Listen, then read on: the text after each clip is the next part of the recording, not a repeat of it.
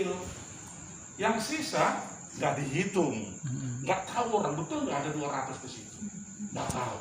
Tapi yang 800 dihitung. Sehingga itu dianggap kegagalan pengelolaan perikanan rejim lama. Makanya diperkenalkanlah harvest strategy. Jelas ya?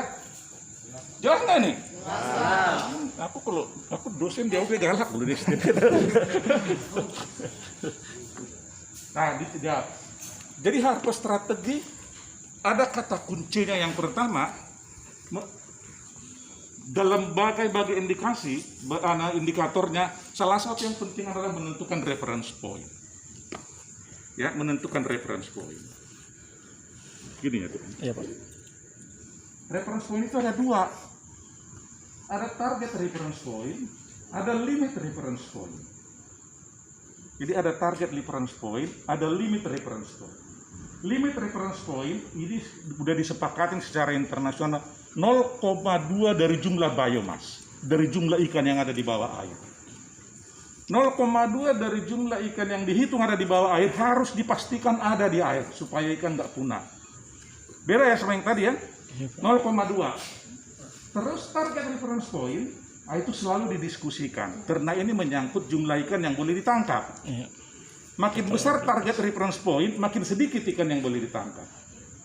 Makin kecil target reference point, makin banyak ikan yang boleh ditangkap. Nah, kalau ini ikan semua, kalau turunkan target reference point, artinya ikan ditangkap makin besar, ya kan? Betul ya? Iya. Ya, kalau kolom airnya makin besar, ikan makin besar. Tapi kalau naikkan ke atas, berkurang ikan yang boleh ditangkap. Iya, Pak. Nah, kalau kita sudah sampai di sini, penangkapan terjadi terus sampai di limit reference point, maka ini yang katanya overfish. Ya, ini katanya overfish. Kalau udah sampai di sini, ini namanya overfishing. Kalau kau nggak stop terus ke bawah, overfishing yang mengakibatkan overfish. Overfishing itu kelebihan effort. Overfish itu ikannya sudah tak ada. Itu ada. Ikannya mengarah ke tidak ada. Nah, oleh sebab itu, kalau nanti sampai di sini berhenti, namanya harvest control rules. Nah, itu. Nanti aku kasih contoh harvest control rules. Namanya harvest control rules. Ini wilayah hijau nih, ya. Nah, kalau cakalang untuk skipjack untuk WCPFC ini 0,5 karena tekanan Jepang. Jadi kalau ada 1000 ikan cakalang yang boleh ditangkap, MSY-nya, yang boleh ditangkap itu hanya 500. 500 ke bawah nggak boleh ditangkap. Karena Jepang hancur perikanan cakalang mereka. Mereka menuntut 0,5, nggak boleh 0,4. Yellowfin 0,4. Jadi macam-macam. Nah, kita Indonesia untuk harvest strategy yang kita bangun, kita berdebat terus. Antara 0,4 sampai 0,5. Sekali kita bikin 0,5, TAC kita itu kecil. Iya. Kalau turun 0,4, TAC-nya besar. Nah, ini logikanya, ya, bapak-bapak, ibu-ibu sekalian. Kira-kira ngerti nggak sampai sini? Ngerti ya? Ngerti ya? Sehingga, misalnya gini, kita kembali tadi ke 1000 ekor ikan boleh ditangkap. Iya.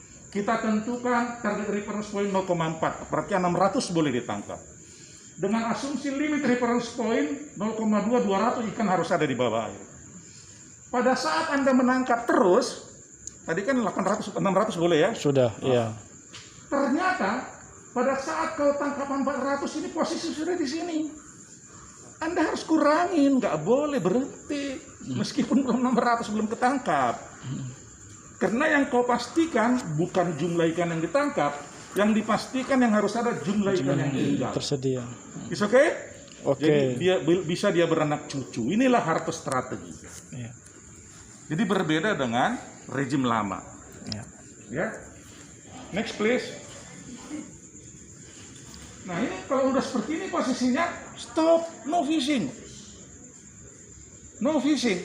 Kalau ada fishing, ini habis semua ikan, deplesi, overfish. Nah, dunia tak mau itu. Dan setiap negara harus membuktikan ini berjalan dengan baik. Caranya gimana? Data. Caranya gimana? Data. Oke? Jelas di sini ya? Kalau Jelas. sudah limit reference point, No. penangkapan berhenti. Berhenti. Ini terjadi di Big Eye di WCPFC pada tahun 2012. Big Eye itu udah sampai 0,16 limit reference point-nya. Tapi karena semua negara memerlukan dia secara ekonomi, itu direkomendasi ditangkap. Cuman ada dua tindakan manajemen untuk menghindari overfishing yang berkelanjutan dalam rangka mencegah overfish. Yang pertama, kurangin menangkap yang besar. Maka long line itu dibatasi di kuota hasil tangkapan. Indonesia itu 5.889 ton per tahun. Dibatasi menangkap yang besar. Kenapa yang besar, Pak? Untuk mencegah rekrutmen overfishing. Kalau yang besar ditangkapin banyak, ya bagaimana kapan dia mau kawin? Iya kan? Kapan dia mau kawin? Overfishing itu ada dua sebabnya. Yang pertama rekrutmen overfishing, yang kedua growth overfishing. Rekrutmen overfishing itu kebanyakan menangkap yang besar, growth overfishing kebanyakan menangkap yang kecil.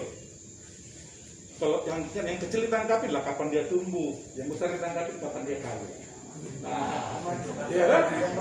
Jadi dua-duanya dikendalikan. Yang nangkap yang besar siapa? Long line. Maka dibatasin lah long line. Gak boleh Indonesia nangkap 5889, gak boleh negara lain. Terus long line bilang jangan cuma kami dong yang dibatasin. Yang nangkap yang kecil juga dibatasin. Oleh sebab itu terjadilah penutupan penggunaan rumpun 3 bulan dalam setahun. Ya, September, Oktober, November di wilayah konvensi IUTC, WCPFC. Tujuannya apa?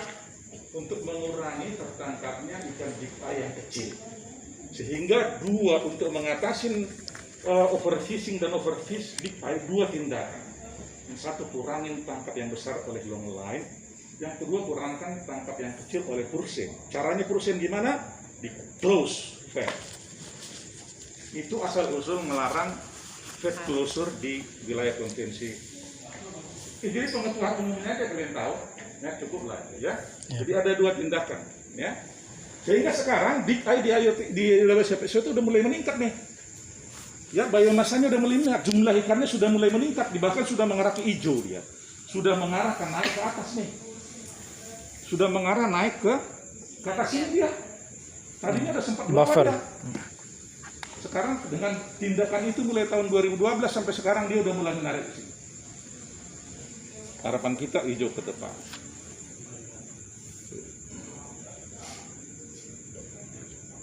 Nah, ini harvest control rules tadi yang kita bilang ya. Jadi harvest control itu ya ditentukan limit reference point untuk cakalang skipjack di IUTC. Ya, ini udah diadopsi nih. B limit, ya, limit reference point ditentukan 20% dari unfished spawning biomass. Nah, B0 yaitu jumlah ikan yang dewasa. Udah ditentukan. Target reference point 0,4. Tadi udah ada gambarnya. Dari jumlah ikan yang length of maturity yang pertama kali. Dengan perhitungan seperti ini, disepakatinlah bahwa global TAC 900.000 metrik ton per tahun dari seluruh Samudra Hindia oleh seluruh negara anggota. Jelas sampai sini ya? Jelas. Total allowable catch-nya itu. Apa yang terjadi? 900 ton. Ini dia. Ini tabelnya. Yang 900.000 hanya boleh diambil 900.000 kalau B current dibanding B0 itu di atas 100%. Di atas 0,4, di atas 0,4 ya, di atas target reference point, baru 900.000 itu boleh dipakai, 100% boleh diambil. Terus dikumpulkan data, ternyata ya B current dibanding B0 0,3 bisa nggak 900.000 diambil? Nggak bisa, yang bisa itu 66,7% kali 900.000. Untuk menjamin ada 0,2 nanti di sana. Iya. Ya? Iya. Nah, kalau sudah 0,2 berhenti penangkapan ikan itu ada 900 di bawah langit, di bawah air. Jumlah ikan yang tinggal itu 33,3% kali 900.000 ton. Tuh. Nah, itu udah kita berhenti penangkapan di sini. Inilah yang di-maintain untuk merecovery, namanya rebuilding plan. Jadi rebuilding kalau udah di sini permainannya itu udah rebuilding, nggak boleh lagi dieksploitasi. Ya, ngerti nggak sampai di sini? Kalian Iya, kan di lapangan ini bicara harvest strategi, nanti intinya ini Iya Pak, intinya. harvest control rules, ya harvest control di sini intinya. Ya ujung-ujungnya harvest strategi itu ujung-ujungnya di sini. Nah, apakah ini menjadi persyaratan MSC? Orang MSC bilang iya, mereka akan sangat suka kalau ini sudah jadi, ya. Tapi tujuannya ini tidak semata-mata untuk persyaratan MSC. Ini jangan dibalik-balik, ya. Ini tanggung jawab setiap negara, ya, untuk mengelola perikannya secara berkelanjutan. Untuk apa? Untuk kepentingan sosial ekonomi generasi saat ini dan generasi yang akan datang. Tuh. Tujuan besarnya. Kerja, pembangunan berkelanjutan, gizi, keamanan pangan, macam-macam. Ya. Tanam pangan. Ya. Jadi kapan 900.000 ton itu bisa diambil kalau di atas target reference point? Ya. B current B saat ini dibandingkan dikurangi dengan B sama dengan 0. Biomass pada sudah ada B sama Sudah dengan 0 itu penangkapan. biomass pada saat tidak ada F sama dengan 0. Ya. Ya. Sudah ada efek. Nah, siapa yang hitung ini? Ya ilmuwan. Ya, para ilmuwan. Kalau di kita itu ya Ibu Lilis yang bisa. Kita nggak bisa sama Wildan. Wildan itu kan provokator saja dia. Provokator dia. Oke, jadi nanti ini resmi sudah, ya, ini resmi. Nanti kita akan mengarah ke sana. Kalau harvest strategi kita sudah jadi di 3 WPP itu akan ada harvest control rules. Kalau sudah harvest control rules, nanti akan ada kuota. Akan ada kuota. Itu ujungnya ke sana kuota. Kuota itu output control, ya. Oke, Pak. Itu yang untuk cakalang. Nah, untuk yang Southern Bluefin Tuna, ini dia jumlah Sudah ada. TAC-nya. Nah, Ya, sudah ini dibagi. TAC-nya. Ya, untuk kita ini. Global TAC-nya ini. Ini dibagi-bagilah untuk setiap negara, ya. Iya. Ini dia Indonesia dapat seperti ini. Ya. Indonesia dapat seperti ini. Ya. 1023, sekarang kita tambah 100, tapi dibayar denda 96 per tahun per 5 tahun. Nah, ini kuotanya nih. Karena TAC-nya sudah ada. Cara menghitung harvest control-nya gimana? Wah, ini udah nggak tahu. Ini udah nggak tahu kita. Tapi ini rumus-rumusnya. Membacanya pun aku nggak tahu, ya. Ini Bali prosedur. Ini diadopsi di Bali tahun 2011. Ya. Untuk pertama kali ini diadopsi di Bali. Kami rapat di Nusa Dua, di hotel orang Jepang. Ya, di hotel apa yang di Nusa Dua itu? Punya Jepang. Ini rumus-rumus ini. Wah, ini melihat aja udah nggak jelas kita ini apa. Iya dah. Iya, Ya. Pak. Betul, Pak. Tapi ini menghasilkan total allowable catch, menjamin Southern Bluefin Tuna itu bisa sustainable. Gitu kira-kira. Oh, ini nggak usah lah. Sampai situ aja. Iya, Pak. Mudah-mudahan tambah pengetahuan kalian Mantap, Pak. tentang harvest strategi. Ya. Jadi itu sederhananya saja. Yang pertama, harvest strategi tidak semata-mata untuk certification, ya. Tapi harvest strategi dibutuhkan dalam proses certification. Beda ya? Ya, jelas ya? Nah, harvest strategi itu adalah tanggung jawab setiap negara untuk mengelola sumber daya ikan secara berkelanjutan. Ya, untuk memenuhi kebutuhan sosial ekonomi masyarakatnya untuk generasi sekarang dan generasi yang akan datang. Apa itu? Kesempatan kerja, food security, pembangunan berkelanjutan, pengurangan kemiskinan, kesempatan kerja. Kalian tahu nggak jumlah orang yang tergantung perikanan di Indonesia ini? Nelayan hampir 3 juta, kali 4 suami istrinya itu sekitar 12 juta. Industri paling tidak di Indonesia ada 30 juta orang yang hidupnya tergantung kegiatan perikanan tangkap. 30 juta. Kalau ikan itu hilang, yang 30 juta itu demo tiap hari presiden kita ganti dia minggu. Betul ya? Ganti dia minggu presiden. 20 juta. Tiap minggu ganti presiden kita. Nggak ada yang mau jadi presiden di Indonesia. Iya, Pak.